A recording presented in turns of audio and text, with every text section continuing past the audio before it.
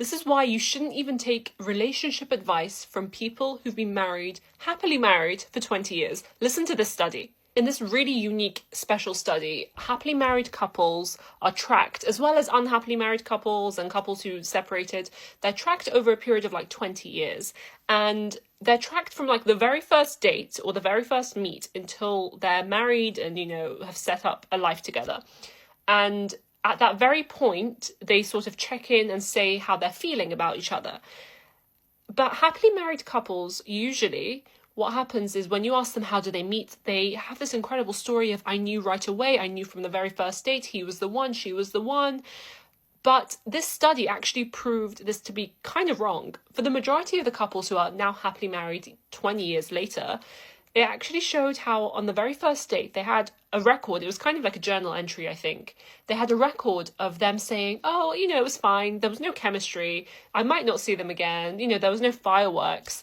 So that's how they felt at the very beginning. But what happens is generally as humans, we change our story given what present feeling we have towards something or someone. And this isn't, manipulative. This is just what happens. And if you're happily married and you feel grateful to have that person in your life after 20 years, you probably think in the very first date and time that you felt that way as well. You're like, wow, this person's amazing. But actually, a lot of them were like, oh, there's no chemistry. He's fine or she's okay. But what happened is they got to know each other and love each other.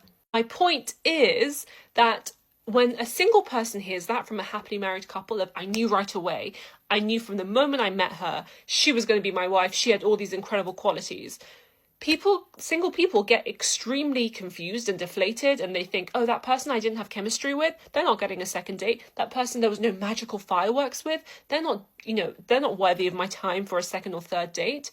And we cut it off quickly and prematurely just because of these things. This is where happily married people, unintentionally are doing us such a disservice, where we can't fully rely on those stories, because sometimes the best people in the world are the people you don't instantly have that chemistry with, because sometimes chemistry is just toxicity. Sometimes chemistry is like anxiety and you desperately wanting to be liked by that person, and that doesn't give a healthy, long-term, respectable relationship. So this kind of blew my mind, because I was relying on these, happily married people after 20 years of marriage and they still love each other and want to be together. I was relying on them as like the source, as the gods of like relationship advice.